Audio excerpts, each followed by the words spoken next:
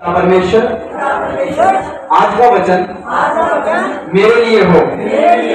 आज का वचन सुनकर मेरा जीवन बदल जाए। मैं सेम ना रहूं, मैं बदल जाऊं। पुरानी सृष्टि खत्म हो जाए, मैं एक नई सृष्टि बन जाऊं। आमीन, हालेलुया, हालेलुया। मैं विश्वास करता हूं जितने लोग आज का वचन सुनकर और उस पर चलेंगे, उसको रिसीव करेंगे, वो सारा वचन मिलकर उनकी जिंदगी को बदल देगा। हालेलुया। तो आज का जो वचन है बहुत ही खास है, बहुत ही गंभीर है और समझने वाला है, सीखने वाला है। जो आज का वचन है वो है आत्मा के वरदान और आत्मा के फल के विषय में। आत्मा के वरदान पता सबको? आत्मा के कितने वरदान हैं? 9 वरदान। आत्मा के वरदान कितने हैं? 9 वरदान हैं। और आत्मा के फल कितने हैं?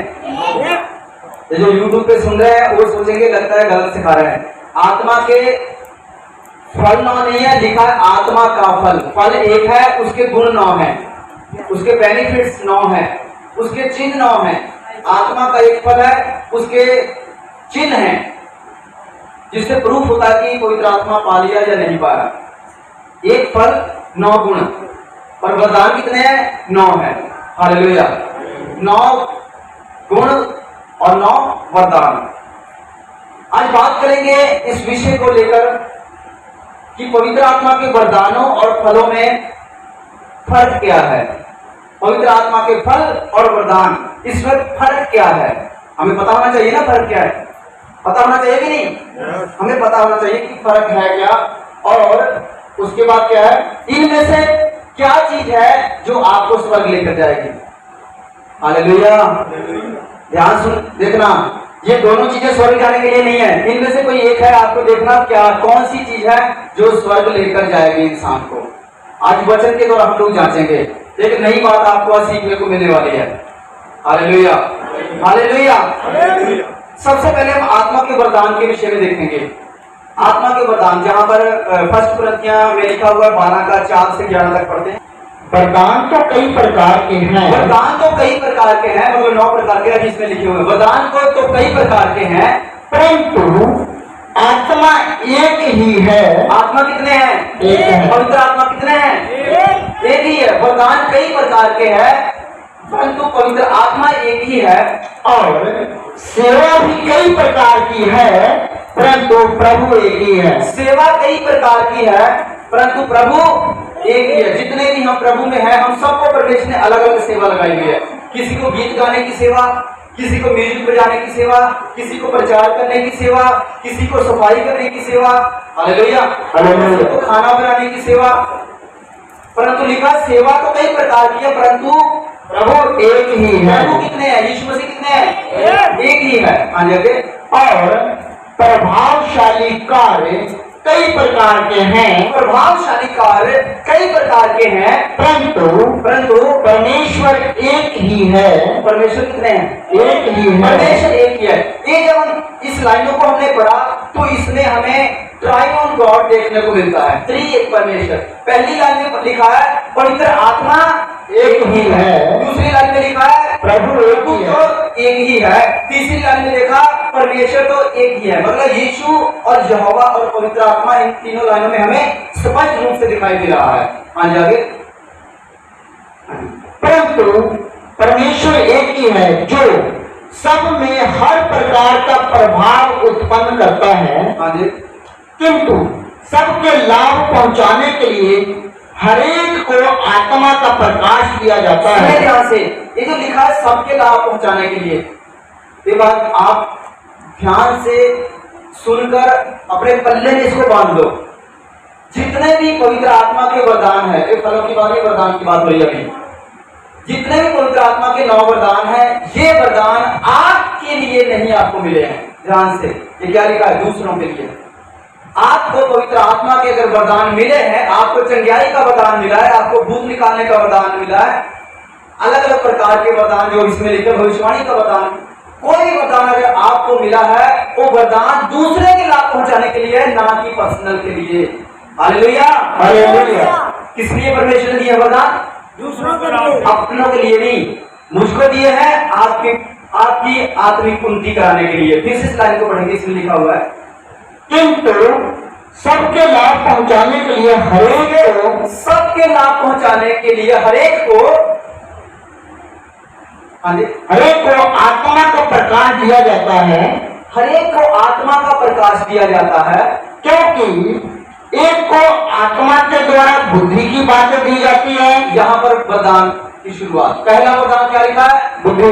बुद्धि की बातों का वरदान। हाँ जी, और दूसरे को उसी आत्मा के अनुसार ज्ञान की बातें। दूसरे को उसी आत्मा के, पवित्र आत्मा कितने हैं? एक। एक ही है, लेकिन पवित्र आत्मा किसी को बुद्धि का वरदान दे दिया, किसी को ज्ञान का वरदान दे दिया, दो हो गए। अब बुद्धि और ज्ञान में क्या फर्क है? Hallelujah. What is the difference between wisdom and knowledge? Wisdom मतलब बुद्धि, नॉलेज मतलब ज्ञान। बुद्धि में और ज्ञान में क्या फर्क है? देखने में एक ही चीज लगती है, पर बुद्धि में ज्ञान में फर्क है। ध्यान से सुने, बुद्धि क्या है?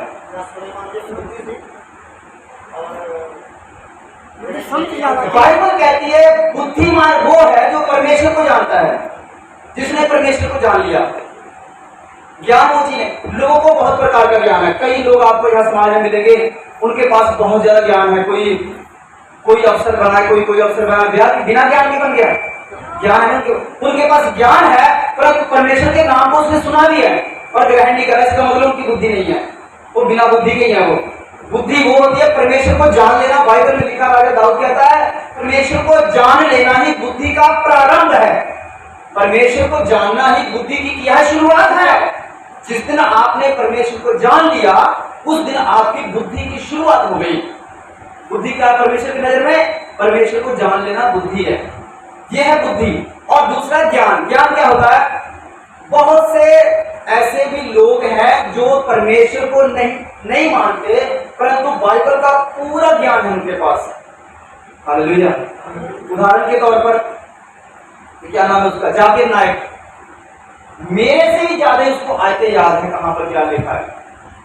उसको बहुत ज्ञान है बाइबल का, पर बुद्धि नहीं है। ज्ञान है, बुद्धि। अगर बुद्धि होती तो इतना ज्ञान जो है उसको लेकर परमेश्वर को जान क्यों नहीं लिया, परमेश्वर को मान क्यों नहीं लिया? सारा बाइबल का ज्ञान उसको उसने घोलकर जैसे पी लिया हो ना, ऐसे है। उसको पूरी बाइबल के विषय में पता है, परंतु उसने परमेश्वर को अपना मुक्तिदाता ग्रहण नहीं किया है। इसका मतलब उसके पास बुद्धि नहीं है। ज्ञान तो है पर बुद्धि नहीं है। समझ आ रही है? और बहुत से पढ़े लिखे लोग अगर परमेश्वर को नहीं जानते और बताने के बावजूद भी नहीं समझ आ रहा उनको, इसका मतलब उनके पास बुद्धि नहीं है।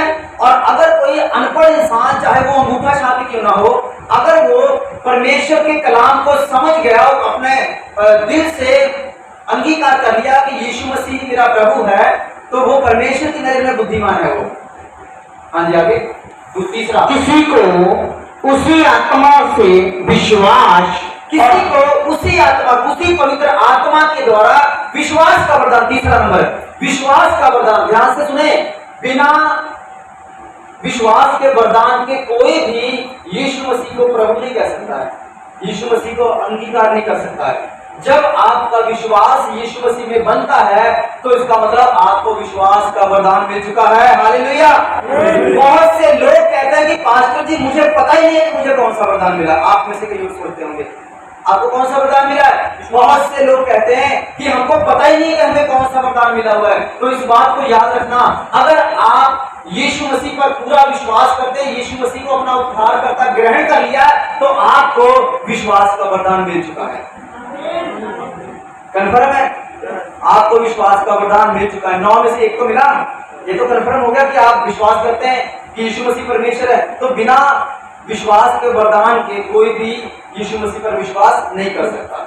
हाँ जी, कितने हो गए? 3 हो गए। आगे, और किसी को उसी एक आत्मा से चंगा करने का वरदान दिया जाता है। किसी को उसी आत्मा से, पवित्र आत्मा से चंगा करने का वरदान मिलता है। क्या है? चंगा करने का वरदान, चंगाई देने का वरदान। बहुत से हैं मसीह लोग जिनको चंगाई देने का वरदान प्रभु यीशु मसीह ने दिया है। प्रार्थना करते हैं, बीमार चंगा हो जाता है। हाँ जी, आगे। फिर किसी को सामर्थ्य के काम करने की शक्ति, किसी को सामर्थ्य के काम, पंजाबी में लिखा अचज काम। सामर्थ्य के काम होता है, उसको बोलते हैं सामर्थ्य के मतलब जो इंसान से नहीं हो सकता, जो इंसान के वश में नहीं, वो अगर करने लग जाए कोई, इसका मतलब सामर्थ्य के काम करता। प्रार्थना किया मुर्दा जिंदा हो गया, क्या है ये? सामर्थ्य का काम। प्रार्थना किया बारिश रुक गई, क्या है ये? सामर्थ्य का काम। हालेलुया। सामर्थ्य समझते ना क्या? ताकत। अगर इंसान के पास वो ताकत नहीं है, वो काम कर रहा है, अगर कोई इंसान प्रार्थना करके, इसका मतलब उसको सामर्थ्य का वरदान मिल चुका है। पांचवा था ये, आगे छठवां कौन सा है? और किसी को भविष्यवाणी की, किसी को भविष्यवाणी करने का वरदान। ये तो पता है सबको, किसी को भविष्यवाणी, अगम पंजाबी में लिखा हुआ है, किसी को भविष्यवाणी करने का वरदान देता है परमेश्वर। हाँ जी। और किसी को आत्मा की परख, क्या है? किसी को आत्मा की परख का वरदान। ध्यान से, आत्मा की परख का वरदान क्या होता है? बहुत से मसीही लोग जिनके पास ये वरदान नहीं है आत्मा की परख का, उनको समझ नहीं आ रहा है कि ये वाला सेवक सही वचन सुना रहा है कि ये वाला सेवक सही वचन सुना रहा है। वचन में जमीन और आसमान का फर्क है, कोई कुछ बता रहा है, कोई कुछ बता रहा है, उसको परख नहीं पा रहा है कि परमेश्वर की तरफ से कौन सा वचन है। जहां तक कि कोई गलत डिनोमिनेशन वाला आकर उसको उल्टा पुल्टा वचन गलत समझा देगा तो उसके चक्कर में फंस जाएगा, क्योंकि उसके पास परख का वरदान नहीं है। परख का वरदान मांगा करो कि परमेश्वर मुझे परख करने का वरदान दे, ताकि मैं सही और गलत की परख तो कर सकूं।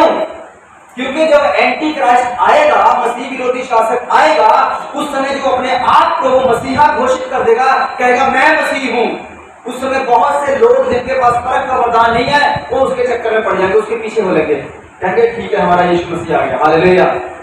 और सच्चाई क्या है? यीशु मसीह कैसे आएगा? बादलों पर आएगा और दुनिया की हर एक आंख देखेगी। अगर कोई आकर, आपको यूट्यूब पे पता चलता है, नेट पे पता चलता है कि कोई बंदा आकर कह रहा है कि मैं यीशु मसीह हूं, तो आप वचन को याद करना कि मेरी आंखों ने तो उसको देखा नहीं है बादल से आते हुए, इसका मतलब यीशु मसीह नहीं हो सकता। हाँ जी। परख का वरदान कितना? सातवां वरदान, आगे आठवां। और किसी को अनेक प्रकार की भाषा, और किसी को अनेक प्रकार की भाषा, इसका मतलब है कौन सी भाषा? अन्य भाषा। भाषा ध्यान से सुनना। अन्य भाषा क्या होती है? जो पौलुस को मिली थी, जो चेलों को मिली थी, वो भाषा थी जो बिना सीखे वो बोलते थे। जैसे कि प्रेरितों के काम दूसरे अध्याय में जो लिखा हुआ है कि जब 120 लोगों पर पवित्र आत्मा उतरा, वो सारे अन्य भाषा बोलने लग गए, तो वहां पर 16 तरह के लोग थे। कितने? 16 भाषाएं बोलने वाले लोग थे। और जो लोग थे वो कह रहे, एक कह रहा है ये जो प्रार्थना कर रहे हैं ये तो मेरी भाषा में कर रहे हैं, ये तो गलीली है, इनको मेरी भाषा कैसे आ गई? दूसरा कह रहा है नहीं नहीं तेरी नहीं मेरी बोल रहा है, मुझे भी समझ आ रही है। तीसरा कह रहा है मेरी भाषा ये बोल रहा है, मेरी मातृभाषा बोल रहा है, मेरी भाषा मुझे तो समझ आ रही है। चौथा बोल रहा है नहीं ये तो मेरी भाषा मुझे भी समझ आ रही है। 16 तरह के लोग, 16 भाषाओं वाले लोग सब कह रहे हैं कि ये मेरी भाषा में प्रचार कर रहे हैं, मेरी भाषा में प्रार्थना कर रहे हैं। और जो प्रार्थना कर रहे थे उनको खुद नहीं पता था कि उनके मुंह से शब्द कैसे निकल रहे हैं जो सबको समझ में आ रहा है। हालेलुया। ये था अन्य भाषा का वरदान। और लिखा है कि ये आत्मा वरदान था, किसी को अनेक प्रकार की भाषाएं बोलने का वरदान। आगे। और किसी को भाषाओं का अर्थ बताना, और किसी को भाषाओं का अर्थ बताना, ये है 9वां वरदान। 9 तरह का वरदान है। 9वां वरदान क्या है? किसी को भाषाओं का अर्थ बताने का वरदान। मतलब कि मान के चलो अगर मुझे अन्य भाषा का वरदान नहीं है, सिर्फ समझने का वरदान है, कोई बंदा आकर यहाँ पर चाइनीज भाषा में प्रचार करे और मुझे चाइनीज भाषा बोल नहीं आए पर मुझे उसकी समझ आए, तो वो चाइनीज भाषा में प्रचार करे, मैं उसका हिंदी में चाहे पंजाबी में ट्रांसलेट करके आपको बताता जाऊं। इसका मतलब कि मुझे भाषाओं का अर्थ बताने का, ट्रांसलेशन करने का मुझे वरदान है। इसका मतलब ये हुआ। हालेलुया। कितने तरह के वरदान है? 9 तरह के वरदान। अब जो यूट्यूब पे सुनेंगे वो भी ध्यान से सुने। पहले हम लोगों ने पढ़ा कि जो वरदान होते हैं वो अपने लिए नहीं, वो दूसरों की उन्नति के लिए होते हैं। एक और वचन पढ़ देंगे, इसको रोक कर इसी जगह रुके। पहला कुरिन्थियों 14 की 12 पढ़ेंगे। 14 का 12, उसको रुकना भी। 14 का 12। इसलिए तुम भी जब आत्मिक वरदानों की धुन में हो, इसलिए तुम भी जब आत्मिक वरदानों की खोज में हो, तो ऐसा प्रयत्न करो कि, ऐसा प्रयत्न, ऐसी कोशिश करोगे तुम्हारे वरदानों की उन्नति से कलीसिया की उन्नति हो। तुम्हारे वरदानों की उन्नति से कलीसिया की उन्नति हो, ना कि अपने खुद की। हालेलुया। तुम्हारे वरदानों की उन्नति से कलीसिया की उन्नति हो। आपको एक वरदान मिला कलीसिया की उन्नति के लिए, वरदानों की उन्नति। दूसरा वरदान मिल गया कलीसिया की उन्नति।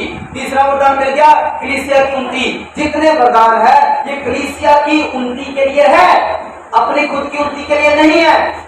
वरदान दूसरों के इस्तेमाल करने के लिए, मैं वरदान मुझे मिला मान लीजिए तो आपकी उन्नति के लिए, उस वरदान को मैं आपके ऊपर यूज करूंगा।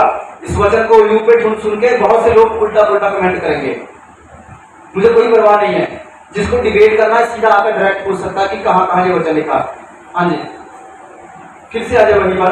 परंतु जो सब प्रभावशाली कार्य वही एक आत्मा कराता है। क्या लिखा है? ये सारे प्रभावशाली कार्य, ये जितने भी पवित्र आत्मा के वरदान है, कौन देता है? एक ही आत्मा करवाता है। एक ही आत्मा के, एक ही पवित्र आत्मा के द्वारा ये सारे वरदान मिलते हैं। और जिसे जो चाहता है वह बांट देता है। जिसे जो चाहता है, पवित्र आत्मा जिसको जो चाहता है उसको वो वरदान दे देता है। क्या आप जबरदस्ती वरदान ले सकते हैं कोई? और कुरंत की कलीसिया में यही कुछ हो रहा था। वो अन्य भाषा के चक्कर में थे, मुझे नहीं मिल रहा है, लड़ाई झगड़ा गुटबंदी सब कुछ हुआ वहां पर, जेल तक हो गई, मुकदमे हो गए, केस कर दिए एक दूसरे पर अन्य भाषा के चक्कर में। हालेलुया। लिखा है कि पवित्र आत्मा जिसको जो वरदान चाहता है उसको देता है। पवित्र आत्मा कैसे करता है? कैसे करता है पवित्र आत्मा? किसको ये वरदान चाहिए? पवित्र आत्मा आपको परखता है अंदर से कि आपका इंटरेस्ट किधर है।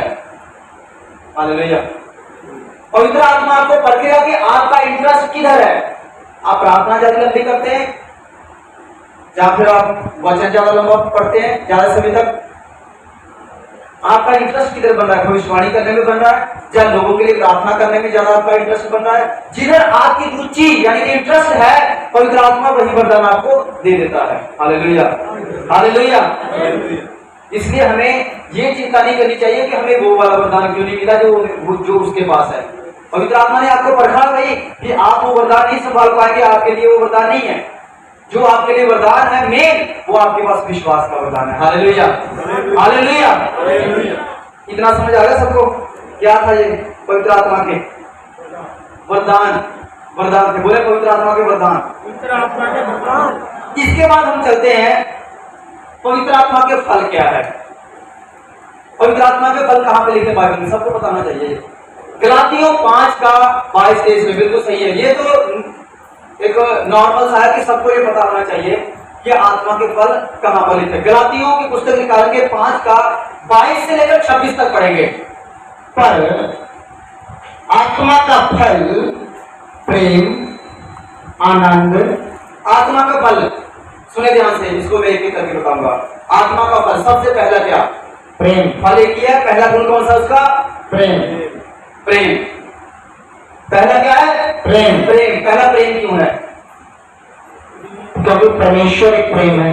यस, परमेश्वर खुद एक प्रेम है। इसलिए जो कोई पवित्र आत्मा पा लेता है, सबसे पहले उसके अंदर प्रेम आ जाएगा। सबसे पहले ध्यान से, अगर आप कोई फ्रूट खाते हैं, उस फ्रूट में 9 तरह के विटामिन छुपे हैं।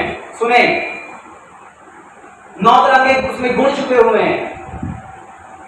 सबसे पहला मीठा है भाई, दूसरा उसके अंदर विटामिन सी है, तीसरा उसके अंदर विटामिन डी है, चौथा उसके अंदर खून बढ़ता है, पांचवा उसके अंदर शरीर में फुर्ती आती है, ऐसे 6वां 7वां 8वां 9वां 9 तरह के उसके गुण हैं। तो जब आप उसको फल को खाओगे, सबसे पहले कौन सा गुण आपके अंदर दिखेगा? मीठा। हालेलुया। सबसे पहले मिठास का आपको पता चलेगा, बाकी चीजें बाद में शरीर में जाके काम करेंगी। इसी प्रकार जब पवित्र आत्मा पा लेते हैं, सबसे पहले प्रेम। समझ रहे हैं? प्रेम सबसे पहले, पहला गुण प्रेम। बाकी चीजें जो है वो बाद में पता चलेंगी। सबसे पहले इंसान के अंदर प्रेम आएगा, नंबर हो जाएगा वो, अचानक से नंबर हो जाएगा वो। हाँ जी, सबसे पहले प्रेम, उसके बाद आनंद, उसके बाद क्या? आनंद। जब पवित्र आत्मा पाएंगे, आपके अंदर प्रेम आ जाएगा, उसके बाद आप खुश रहेंगे। हालेलुया। सब लोग खुश रहते हैं? कितने लोग खुश रहते हैं? और कितने लोग सड़े रहते हैं? कितने लोग उदास रहते हैं? कितने लोग उससे भरे रहते हैं 24 घंटे? हालेलुया। सबसे पहला क्या फल है? प्रेम। दूसरे नंबर पे क्या है?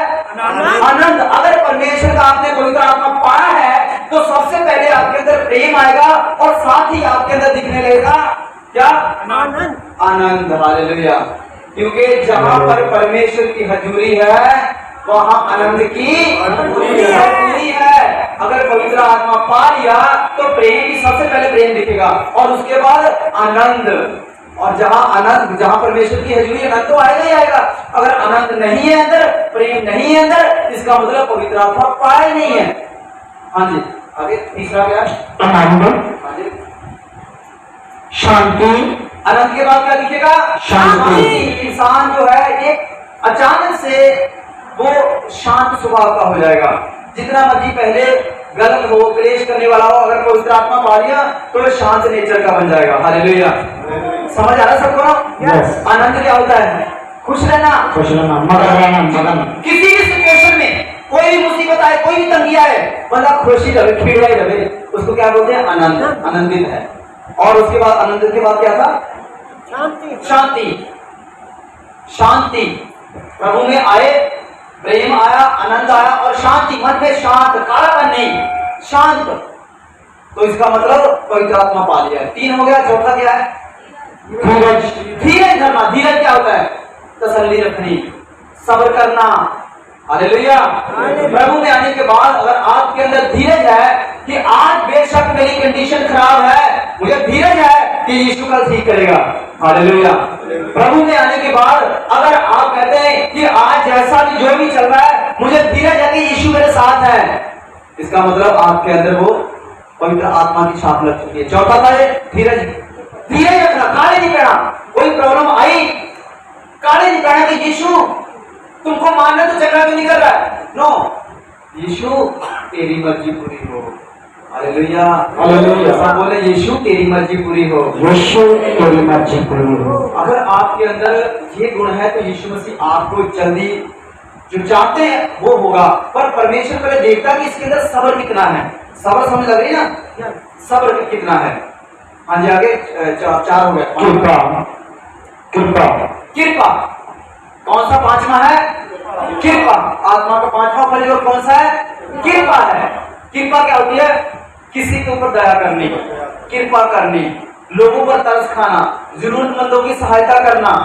अगर कोई बीमारी है उसके लिए, कोई बीमार बंदा है उसके लिए प्रार्थना करना, उस पर कृपा होती है। किसी पर कृपा करनी, किसी की भलाई करनी, उसको बोलते हैं ये कृपा करने का जो फल है। आगे भलाई। कृपा और भलाई लगभग दोनों कॉमन है। अगर कृपा किसी पर करेंगे इसका मतलब भलाई कर रहे हैं तो उस पर कृपा हो रही है। हालेलुया। किसी की भलाई करते हैं इसका मतलब हम उस पर कृपा कर रहे हैं। हाँ जी। विश्वास। विश्वास। विश्वास। विश्वास। ध्यान से, विश्वास क्या होता है? जो हम परमेश्वर पर करते हैं। क्या करते हैं परमेश्वर पर आप? उसके बाद नम्रता। नम्रता। नम्रता क्या होती है? जैसे यीशु मसीह नम्र थे, लिखा है जैसा यीशु का स्वभाव था वैसा ही तेरा भी हो। और यीशु मसीह नम्र थे। अगर आपने पवित्र आत्मा सचमुच पाया है तो आपका स्वभाव नम्र होना चाहिए, कठोर नहीं होना चाहिए। बाइबल में लिखा है, परमेश्वर ने कहा कि मैं तेरे पत्थर के हृदय को निकाल के मांस का हृदय डाल दूंगा। हाँ जी, आगे। और संयम है। लास्ट कौन सा है? 9वां कौन सा है? संयम। संयम। संयम क्या होता है? कि संयम को कोई सब्र के साथ जोड़ते नहीं। संयम जो होता है वो होता है व्यभिचार से बचना। इसको बोलते हैं संयम का फल। संयम रखना, व्यभिचार से बचना, इसको बोलते हैं सही, अपनी नजर सही रखना, किसी को गलत नजर से नहीं देखना, इसको बोलते हैं संयम। संयम का फल। कितने फल हो गए? 9 गुण मतलब हो गए फल के, पवित्र आत्मा के फल के। सो आपको जो अभी पढ़ाया गया 9 वरदान और 9 जो फल, 9 गुण बताए गए फल के, तो इसमें आपको एक बात कॉमन दिखी? कोई कौन सी बात कॉमन लगी? जो उसमें भी है उसमें भी है? विश्वास। हालेलुया। ध्यान से नहीं पढ़ा किसी ने। पवित्र आत्मा के वरदान पढ़े, उसमें भी विश्वास का वरदान था कि नहीं था? जो पवित्र आत्मा का फल भी पढ़ा, इसमें विश्वास का था कि नहीं था? था कि नहीं था? ये दोनों में एक चीज कॉमन है, विश्वास। ध्यान से इस बात को आपको सुनना पड़ेगा, समझना पड़ेगा। अगर आपके पास वरदान नहीं है, पवित्र आत्मा का फल है, क्या लिखा है? कौन आपको उस पर लेकर जा सकता है? फल क्या? वरदान। आत्मा के फल आपको स्वर्ग लेकर जाएंगे, आत्मा के वरदान नहीं। क्योंकि अगर आपके पास फल है तो विश्वास ऑलरेडी इसमें शामिल है। समझ आ रही है कि नहीं? समझ आ रही है कि नहीं? आपके पास आत्मा के वरदान नहीं है, कोई टेंशन नहीं है। आपको चंगाई का वरदान नहीं है, बीमारों को चंगा करने का वरदान नहीं है, कोई टेंशन नहीं है, भूत निकालने का वरदान नहीं है, कोई टेंशन नहीं है। अगर आपके अंदर पवित्र आत्मा के सारे फल हैं तो आप स्वर्ग आपका जाना पक्का है। क्यों? क्योंकि इसमें की एक चीज जो है विश्वास है, वो इसमें भी ऐड है। इसमें भी क्या है? ऐड है। आपको जवाब मिल गया चीका कि आपको दोनों में से कौन स्वर्ग लेकर जा सकता है? कौन लेकर जा सकता है स्वर्ग? फल क्या वरदान? आत्मा के फल जी आपको स्वर्ग लेकर जाएंगे, वरदान आपको स्वर्ग लेकर नहीं जाएगा। हम एक रेफरेंस पढ़ेंगे कि ऐसे भी लोग हैं जिनके पास आत्मा के वरदान है और फल नहीं है। मत्ती रचित सुसमाचार निकालेंगे, मत्ती रचित सुसमाचार 7 का 21 से लेकर 23 तक। जो मुझसे हे प्रभु कहता है, उनमें से हरेक स्वर्ग के राज में प्रवेश ना करेगा। ध्यान से सुने, जितने लोग हे प्रभु कहते हैं यीशु मसीह को, क्या वो मसीही लोग हैं कि दूसरे भी हैं? मसीही हैं। दूसरे लोग क्यों कहेंगे हे प्रभु यीशु मसीह को? नहीं कहेंगे ना। यीशु मसीह कहता है जो मुझको हे प्रभु कहता है, मतलब हे मसीही लोगों, जितने मुझको हे प्रभु कहते हो, कोई मसीही लोग है ऐसा जो हे प्रभु ना कहता हो? सारे कहते हैं, हम भी कहते हैं। यीशु मसीह तो हे प्रभु यीशु कहते हैं ना। हे प्रभु कहने वालों, तुम में से हर एक स्वर्ग राज का अधिकारी नहीं होगा। हाँ जी, आगे। परंतु वही जो मेरे स्वर्गीय पिता की इच्छा पर चलता है। कौन स्वर्ग राज का अधिकारी होगा? जो मेरे स्वर्गीय पिता की यानी कि परमेश्वर की इच्छा पर चलता है। जो परमेश्वर की इच्छा पर चलता है वही स्वर्ग जाएगा, वही स्वर्ग राज का अधिकारी होगा। आगे। उस दिन बहुत से लोग मुझसे कहेंगे, उस दिन यीशु मसीह बोल रहा है, यीशु मसीह कह रहा है उस दिन बहुत से लोग मुझे मेरे पास आके कहेंगे, हे प्रभु, क्या हमने तेरे नाम से भविष्यवाणी नहीं की? क्या हमने तेरे नाम से भविष्यवाणी नहीं की? इसका मतलब उस बंदे को क्या उसके पास है? वरदान, भविष्यवाणी का वरदान है। हालेलुया। जो बंदा कहेगा उसके पास भविष्यवाणी का वरदान है, उसके पास आत्मा के फल नहीं है। ये जो आज हम लोग पढ़ रहे हैं इसमें वो बंदे शामिल हैं जिनके पास वरदान तो है पर आत्मा के फल नहीं है। और लास्ट में यीशु मसीह मुकर जाएगा, कहेगा मैं तुमको नहीं जानता। हालेलुया। जब तक आपके अंदर पवित्र आत्मा के फल नहीं है तब तक यीशु मसीह आपको नहीं जानता आप कौन है। हालेलुया। ये वो लोग हैं, क्या कहेगा? हे प्रभु, क्या मैंने तेरे नाम से भविष्यवाणियां नहीं की? आगे। और तेरे नाम से दुष्ट आत्मा को नहीं निकाला? मैंने तेरे नाम से दुष्ट आत्मा को नहीं निकाला। इसका मतलब उसके पास दुष्ट आत्मा निकालने का वरदान भी है।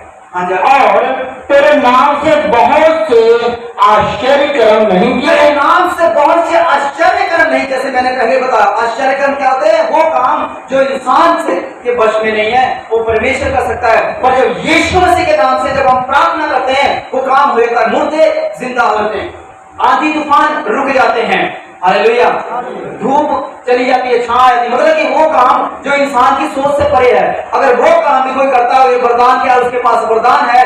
क्या यीशु मसीह मैंने तेरे नाम से दुष्ट आत्माओं को नहीं निकाला? क्या मैंने तेरे नाम से भविष्यवाणियां नहीं की? क्या मैंने तेरे नाम से लोगों को चंगा नहीं किया? क्या मैंने तेरे नाम से आश्चर्य कर्म नहीं किए? हाँ जी। तब मैं उनसे खुल कर कह दूंगा, यीशु मसीह कह रहा है कि तब मैं उनसे खुल कर कह दूंगा, मैंने तुमको कभी नहीं जाना, मैंने तुमको कभी जाना ही नहीं। सुने कितनी उस समय उस बंदे को शर्म आएगी। जो बंदे आत्मा के वरदानों को तो लेकर घूम रहे हैं पर उनके अंदर आत्मा के फल नहीं है, प्रेम नहीं है, धीरज नहीं है, कृपा नहीं है, लोगों की भलाई नहीं करते हैं, लोगों पर तरस नहीं करते हैं, इनका मतलब उनके अंदर वरदान तो है फल नहीं है।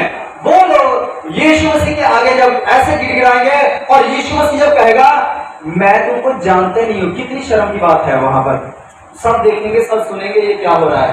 हालेलुया। कहना ये तो साडा पापा से का आदमी पापा ये तो नाचे चल रहे भाई साहब ने। हालेलुया। मैं नहीं बोल रहा हूं, बाइबल बोल रही है। क्या लिखा है? यीशु मसीह क्या कहेगा?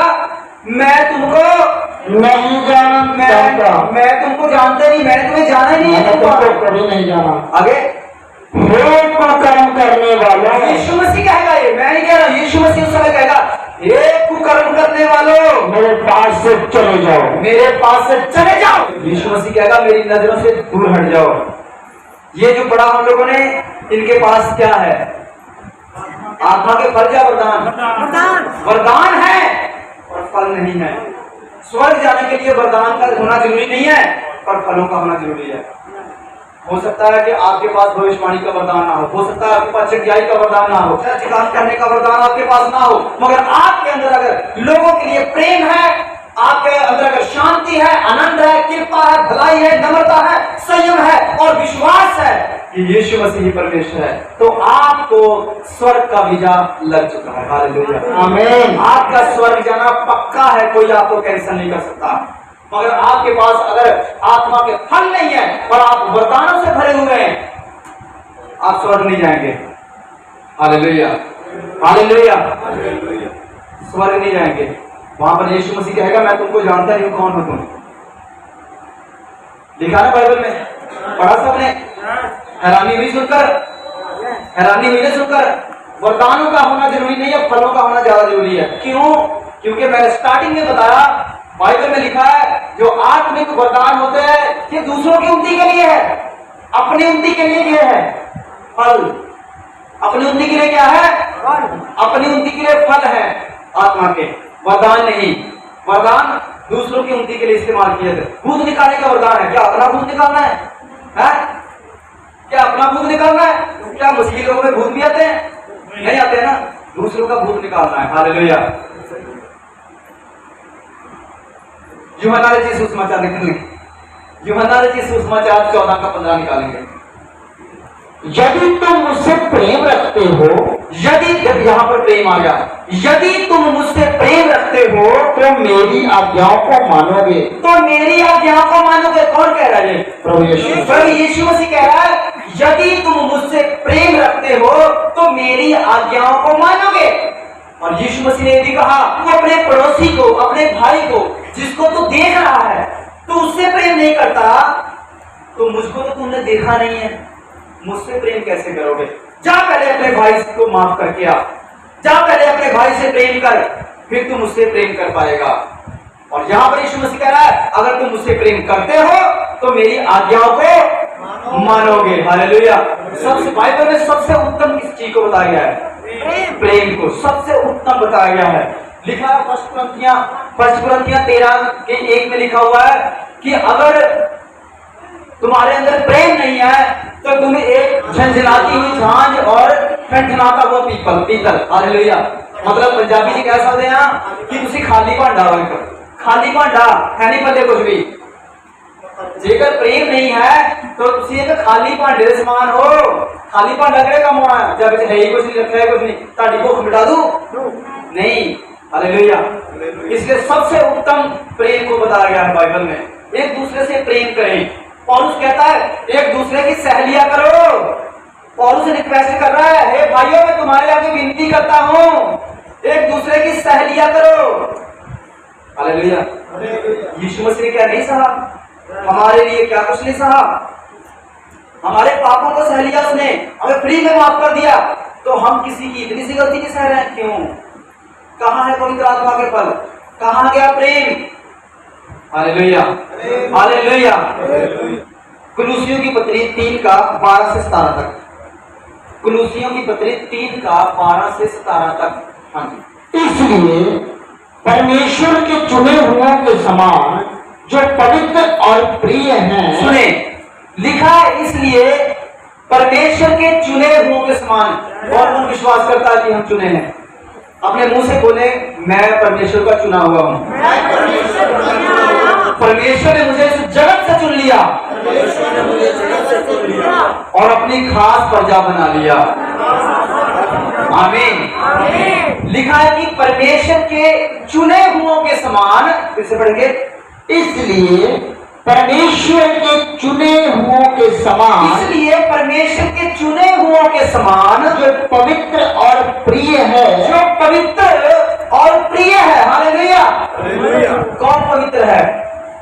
हम लोग को कहा गया है, और प्रिय हम लोग, परमेश्वर के लिए हम लोग क्या है? पवित्र और प्रिय। पवित्र और प्रिय मसीही लोग। आप प्रिय हैं। प्रिय क्या होते हैं? प्यारे। बहुत परमेश्वर प्रेम करता है आपसे। हम लोग बहुत प्रिय हैं परमेश्वर के। अगर प्रिय ना होते तो क्या यीशु मसीह को जरूरत पड़ी थी कि स्वर्ग छोड़कर धरती पे आना, मार खानी? क्या जरूरत पड़ी थी? प्यार है ये। लिखा है यूहन्ना 3:16 में, परमेश्वर ने जगत से ऐसा प्रेम किया कि उसने अपना इकलौता पुत्र दे दिया, और पिता पुत्र बन के आ गया धरती पर। आपके लिए, मेरे लिए मर गया वो। क्यों? प्रेम की वजह से। हमसे वो प्रेम करता है। लिखा परमेश्वर के चुने हुओं के समान जो पवित्र और प्रिय है, वही बड़ी करुणा और भलाई, बड़ी करुणा और भलाई, हाँ जी, और दीनता। और दीनता। ध्यान सुने, ये जो गुण बताए जा रहे हैं, ये उस जो इससे पहले हम लोगों ने आयत पढ़ी थी, वो लोग थे जिनके पास पवित्र आत्मा के वरदान तो थे पर फल नहीं थे। पर अभी जो हम लोग पढ़ रहे हैं, ये वो लोग हैं जिनके पास फल हैं। पवित्र आत्मा के फल जो पाए हैं उनकी बात है। जो पवित्र आत्मा के फल जिनके अंदर है, उनको यीशु मसीह कहता है प्रिय, पवित्र। प्रिय और पवित्र के बाद क्या था? बड़ी करुणा। करुणा, जिनके अंदर करुणा है, ये है पवित्र आत्मा के फल पाए हुए लोग। करुणा और भलाई। करुणा क्या होती है? दया करनी, किसी पर दया करनी। और भलाई, किसी की भलाई करना। और दीनता। और दीनता, नम्रता। जैसे यीशु मसीह नम्र था, दीन था, वो दीनता और नम्रता। हाँ जी। और सहनशीलता धारण करो। सहनशीलता धारण करो। बोले हालेलुया। हालेलुया। सहनशीलता धारण करें। सह लिया करो एक दूसरे की, सह लिया करो। अगर आपको कोई, बाइबल तो कहती है कि अगर आपकी कोई इधर थप्पड़ मारे तो ये भी आगे कर दो, तो क्या आपको नहीं सहना चाहिए? मैं आज आपको एक रेवलेशन बताना चाहता हूँ बाइबल में से। आप बोलो।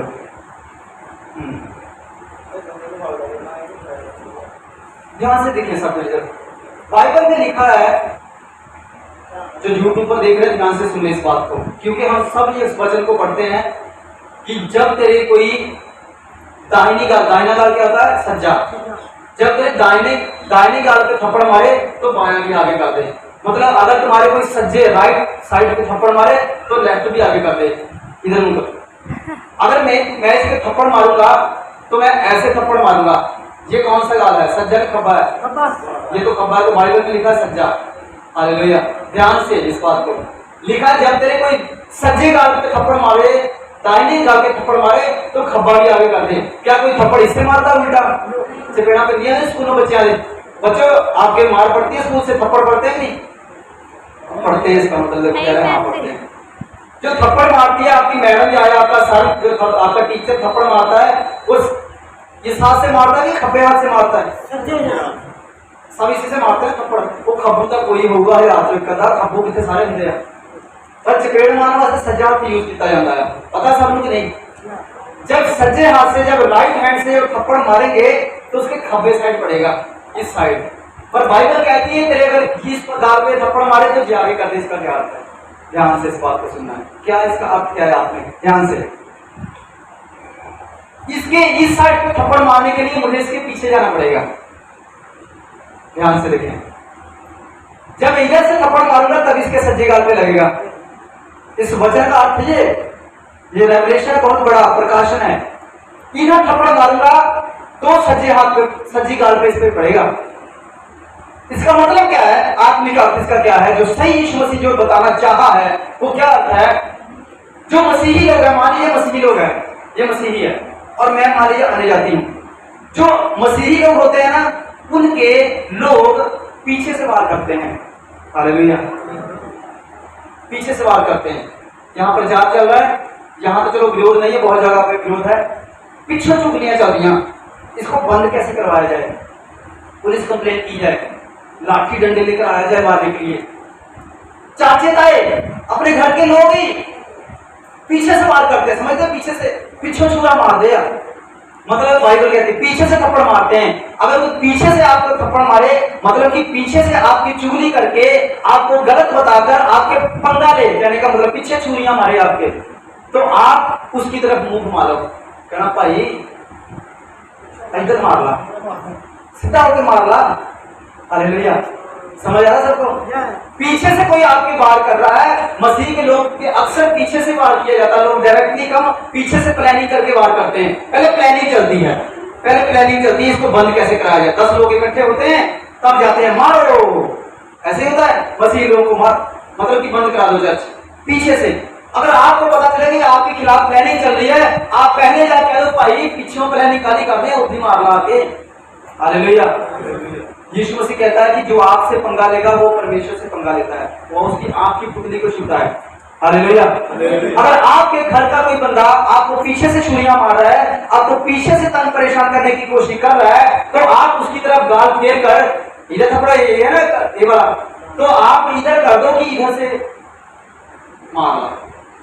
हालेलुया, समझ आ गई? जो आपके खब्बी गाल पे थप्पड़ मारे तो क्या कर दे, सच्ची आगे कर दे। मतलब कि भाई विरोध करना है, पीछे से क्या फायदा, तो आगे से सीधा विरोध करा के, मेरा परमेश्वर मेरे लिए खड़ा है। आमीन। किसको किसको समझ में आए वचन? पहले पता था? नहीं पता था? हाँ जी, आगे पढ़ेंगे। और भलाई और दीनता नम्रता हाँ जी, और सहनशीलता धारण करो। और सहनशीलता, इसलिए मैंने आपको थप्पड़ वाली बात समझा दी। सहनशीलता होनी चाहिए, प्रभु के लोगों के अंदर सहनशीलता होनी चाहिए। अगर आपका कोई विरोध करे, सहनशीलता दिखाओ। अगर आपको कोई बुरा कहे, यहाँ तक कि परमेश्वर के लोगों को गाली भी दे दो, क्या हमें भी गाली देना चाहिए? अगर कोई हमें गाली देता है, यीशु मसीह के नाम के खातिर गाली देता है, तो क्या हमें भी गाली देना चाहिए? अगर हमारे सामने कोई यीशु मसीह को गाली दे तो क्या हमें क्या करना चाहिए? क्या करना चाहिए हमें? हमें कहना चाहिए कि हे प्रभु इसकी भी आंखें खोल दे। जिन नहीं जानता कि ये क्या कर रहा है, क्या हमें जाकर बदला लेना चाहिए कि तू साढ़े हमारे यीशु मसीह को गाली क्यों दे रहा है, मारू थप्पड़ दे? ऐसे करना चाहिए? नहीं। हम कौन होते हैं यीशु मसीह की जगह पे लड़ने वाले? यीशु मसीह हमारी जगह पे लड़ता है, वो सेनाओं का यहोवा है, वो हमारी जंग लड़ता है। हम कौन होते हैं उसकी जंग लड़ने वाले? जो यीशु मसीह को गाली देगा वो खुद उसका प्रतिफल भोगेगा। क्या उसको मिलेगा वो तो पता ही है। Hallelujah, hallelujah. हमें यीशु मसीह के लिए लड़ने की जरूरत नहीं है, हमें पीछे हट जाना, प्रार्थना करना कि परमेश्वर इसकी आंखें खोल दे, ये नहीं जानता कि ये क्या कर रहा है। हालेलुया। हाँ जी, आगे। और यदि किसी को किसी पर दोष देने का कोई कारण हो तो एक दूसरे की सह लो। यही बात आ गई, लिखा कि अगर एक दूसरे पर दोष देने का कोई कारण हो, एक दूसरे के सह लो। अगर आपको के विरोध में कोई कुछ कह रहा है तो सह लो। हाँ जी, आगे। और एक दूसरे के अपराध क्षमा करो। एक दूसरे के अपराध क्या करो? क्षमा करो। क्या यीशु मसीह ने हमारे अपराध क्षमा नहीं किए? और जैसे प्रभु ने तुम्हारे अपराध क्षमा किए वैसे तुम भी करो। हाँ जी। इन सब के ऊपर प्रेम को जो सिद्धता का कटिबद्ध है बांध लो। इस सब के ऊपर जितने भी फल बताए, जितने भी वरदान बताए, सबसे ऊपर क्या है? प्रेम। प्रेम जो सिद्धता का कटिबद्ध है। सिद्ध क्या होता है? सिद्ध मतलब परफेक्ट, पूरा। हालेलुया। आप पूरे मसीह हैं कि 50-50? पूरे मसीह हैं, सिद्ध बनो। बाइबल कहती है, यीशु ने कहा जिस तरह मैं सिद्ध हूं उस तरह सिद्ध बनो। हालेलुया। लिखा कि जो प्रेम है, जो सिद्धता का प्रतीक है, जो प्रेम है, अगर आपके अंदर प्रेम दिखाई दे रहा है तो इसका मतलब आप मसीह में सिद्ध बन चुके हैं। लिखा है प्रेम के कटिबंध को बांध लो। मसीह की शांति जिसके लिए तुम एक देह होकर बुलाए भी गए। मसीह की शांति जिसके लिए तुम एक देह होने के लिए बुलाए गए। कौन सी देह होने के लिए बुलाए गए? मसीह की देह, द बॉडी ऑफ क्राइस्ट बनने के लिए आप बुलाए गए हैं। मसीह की देह बनने के लिए आप बुलाए गए हैं। और इसीलिए बाइबल ये भी कहती है कि अगर एक के अंदर एक वरदान है, दूसरे के अंदर दूसरा वरदान है, तो कोई ये ना कहे कि मेरा वरदान तेरे से बड़ा है। क्योंकि शरीर में जितने अंग होते हैं सबका अपना अपना काम होता है, पर एक अंग दूसरे अंग से नहीं कहता कि मैं तुमसे बड़ा हूँ। हालेलुया। क्या नाक हमारे आंख को कह सकता है कि मैं तुमसे बड़ा हूँ? क्या आंख हमारे कान को कह सकती है कि अगर मैं ना हूं तो दिखाई कैसे देगा मैं तुमसे बड़ी हूँ? क्या कान हमारे हाथ को कह देगा कि मैं अगर ना हूं तो इंसान को सुनेगा नहीं? कान हाथ से लड़ सकता है कि मैं बड़ा हूं? सारे शरीर के अंग अपने अपनी जगह पर परफेक्ट हैं, अपने अपनी जगह पर परमेश्वर ने रखे हुए हैं। जिसको जहां इस्तेमाल करना है वही कर सकता है। उसी प्रकार आत्मा के जो वरदान है, ये फलोत्तरी वरदान की बात कर रहा हूँ। फल आपके अंदर सारे दिखने चाहिए। वरदान की बात कर रहा हूँ कि अगर आपके अंदर एक वरदान है, चाहे कोई भी नहीं है, कम से कम विश्वास का वरदान तो है ना, तो कोई बंदा आपको ये ना कहे कि तेरे अंदर तो वरदान ही नहीं, मैं तो बड़ी बड़ी भविष्यवाणियां करता हूँ। हालेलुया। किस लिए हम लोग बुलाए गए हैं? बॉडी ऑफ क्राइस्ट बनने के लिए, मसीह की एक देह बनने के लिए बुलाए गए हैं। इसलिए जैसे देह में अलग अलग अंगों में अलग अलग गुण होते हैं, इसी प्रकार आप में सब में अलग अलग गुण परमेश्वर ने डाले हैं। हालेलुया। कोई चर्च में खाना अच्छा बनाता है, कोई चर्च में वर्शिप अच्छी करता है, कोई चर्च में प्रचार अच्छा सुनाता है, कोई चर्च में सफाई अच्छी करता है, और कोई चर्च में सपोर्ट करने के लिए दान और दशमान ज्यादा देता है। कोई किसी को नहीं कह सकता कि मैं तुमसे ज्यादा बढ़कर हूं। परमेश्वर ने सबको अलग अलग जगह पर रखा हुआ है। हाँ जी, आगे। तुम्हारे हृदय में राज्य करे, तुम्हारे हृदय में राज्य करे। हालेलुया। हालेलुया। क्या राज्य करे? ये सारी बातें जो बोली, सारे फल जो बोले अभी, सारे गुण जो बोले, ये सारी बातें आपके हृदय में राज्य करे। हाँ जी। और तुम धन्यवादी बने रहो। और तुम क्या बने रहो? धन्यवादी। किसके धन्यवादी बनना है? प्रभु यीशु मसीह के। परमेश्वर के, प्रभु यीशु मसीह के धन्यवादी बने। हर बात में धन्यवाद। कितने लोग धन्यवाद करते हैं? हर बात में करते हैं। ये तो वही कहानी को याद है ना, क्या हुआ था जो सुना था मैंने? धन्यवाद नहीं किया तो जो एक कपड़ा पहना था वो भी उड़ गया भी है। जो है उसके लिए धन्यवाद करो, उसके लिए कोसो मत कि प्रभु ये तो दिया नहीं, ये तो दिया नहीं। जो है पंखा है, प्रभु तेरा धन्यवाद करो। ये नहीं कहना कि प्रभु सानू पंखा का गवानियों ने एसी लगा होता है। हालेलुया। नहीं कहना है। जो है उसी के लिए धन्यवाद करो, उसी में संतुष्ट रहो, सब्र करो। हाँ जी, आगे। मसीह के वचन को अपने हृदय में अधिकाई से बसने दो। मसीह के वचन को, प्रभु यीशु मसीह के वचन को अपने हृदय में अधिकाई से मतलब जितना हो सके बसने दो, ज्यादा से ज्यादा बसने दो। जितना भी बसाओ उतना कम है। मसीह के वचन को अपने हृदयों की फट्टियों पर लिख लो। राजा दाऊद कहता है कि मैं निरंतर अपने ध्यान तेरे वचन की ओर लगाए रहता हूँ। क्योंकि जब कोई इंसान परमेश्वर के वचन की तरफ ध्यान दिन रात लगाए रहेगा, वो पाप नहीं करेगा। हालेलुया। हालेलुया। वो पाप नहीं करेगा। क्योंकि जब इंसान पाप की तरफ बढ़ेगा तो वचन उसके ध्यान में आ जाएगा कि यीशु मसीह ने मना किया। हालेलुया। यीशु मसीह मेरे साथ है, वो देख रहा है। यीशु मसीह को मैं क्रूस पे नहीं चढ़ाऊंगा। हाँ जी, आगे। और सिद्ध का असिद्ध ज्ञान सहित एक दूसरे को सिखाओ। सिद्ध ज्ञान सहित एक दूसरे को सिखाओ। सिद्ध ज्ञान सहित एक दूसरे को सिखाओ। बाइबल में लिखा है कि एक दूसरे को सिखाना है हमें। हाँ जी, आगे।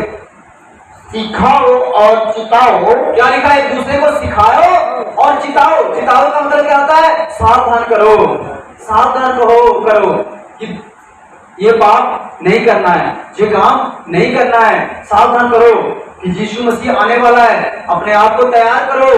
बुद्धिमान कुआरियों की तरह तैयार करो, मूर्ख कुआरियों की तरह मत बनो। आप एक दूसरे को सिखा सकते हैं, एक दूसरे को चिता सकते हैं। चिताना तो चिताना क्या होता है? सावधान करना। हाँ जी, आगे।